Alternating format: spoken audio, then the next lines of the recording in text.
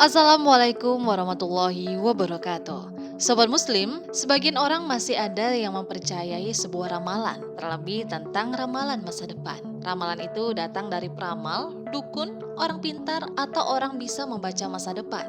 Padahal sebuah ramalan bisa saja benar dan bisa saja salah.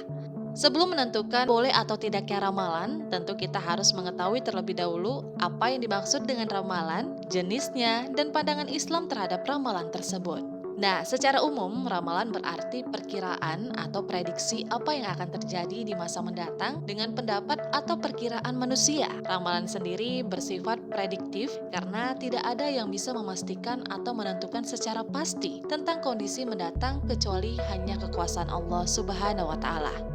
Dalam kehidupan sehari-hari, manusia seringkali melakukan ramalan-ramalan. Tentunya, ramalan sendiri bukan hal yang harus 100% dipercaya mutlak dan dijadikan sebagai pegangan utama dalam kehidupan. Ramalan bisa bersifat referensi atau malah bahkan diharamkan karena masuk ke dalam ranah syirik atau menduakan kebesaran Allah Subhanahu wa Ta'ala. Selain itu, kita juga harus mengetahui beberapa jenis ramalan. Salah satunya adalah ramalan ilmiah. Ramalan ilmiah adalah ramalan yang berasal dari perkiraan yang berbasiskan ilmu pengetahuan atau keilmiaan. Contohnya, prediksi turunnya hujan, prediksi turunnya bencana, prediksi kelahiran bayi, prediksi akibat sebuah penyakit, prediksi kondisi kesehatan, atau lainnya. Allah sendiri memberikan perintah untuk mengikuti pengetahuan bukan hawa nafsu.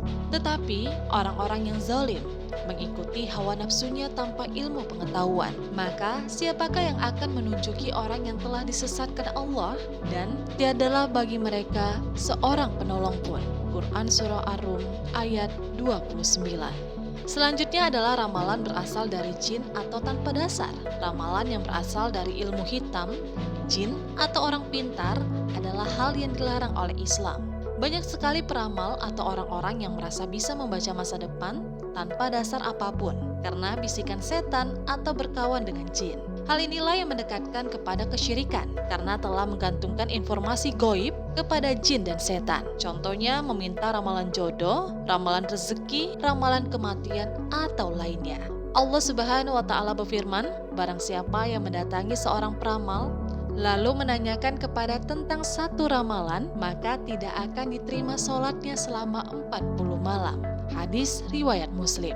Sobat Muslim, Allah Subhanahu wa Ta'ala telah melarang keras mempercayai ramalan karena dapat menurunkan keimanan dan rasa percaya kita kepada Allah.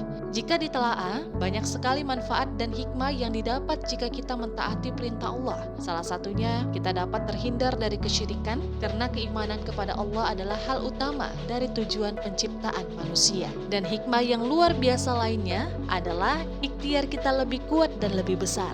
Hal ini dikarenakan kita fokus kepada usaha, bukan apa yang diramalkan oleh orang lain. Wassalamualaikum warahmatullahi wabarakatuh.